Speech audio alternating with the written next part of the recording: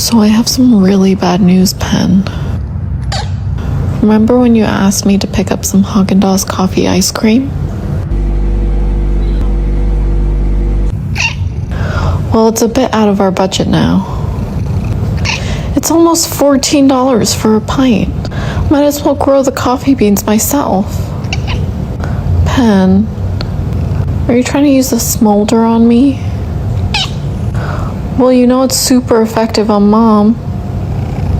What if I got you the store brand instead? Fine. I'll pick it up on my way back from work tomorrow. Okay?